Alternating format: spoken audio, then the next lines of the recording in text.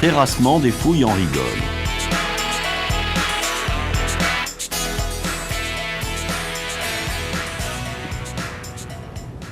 Les fouilles sont tracées au plâtre.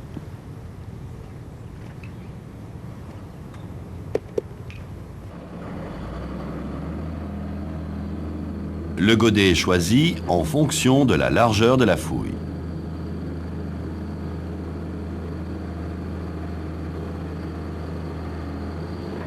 Lors du terrassement, une poche d'air avec de l'eau est découverte. Toute modification dans l'aspect du terrain est signalée au chef de chantier.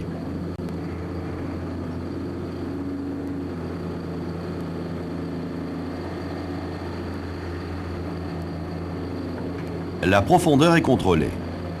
Cette profondeur respecte la cote hors gel.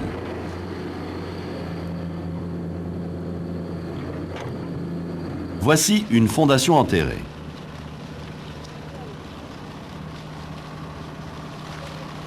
Sous l'action du gel, l'eau contenue dans le sol gonfle la terre, augmente le volume et fait monter l'ouvrage. Le dégel fait redescendre l'ouvrage.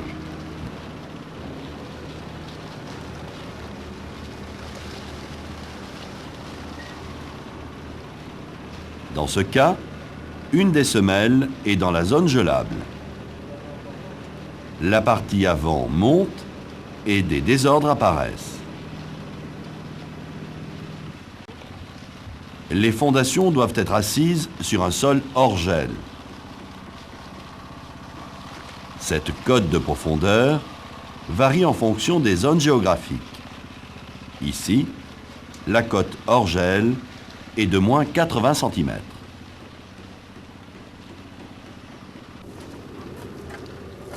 Le fond de fouille est nettoyé pour enlever la terre décomprimée.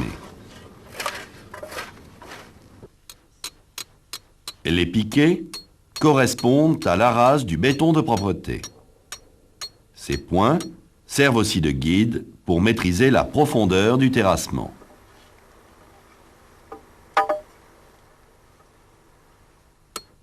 Le fond de la forme doit être plan et propre. Les bords de fouille sont fragiles. En cas de coulage des fondations en pleine fouille, les parois doivent être alignées et dressées. Dans le cas d'un terrain en pente, les semelles sont coulées en redans.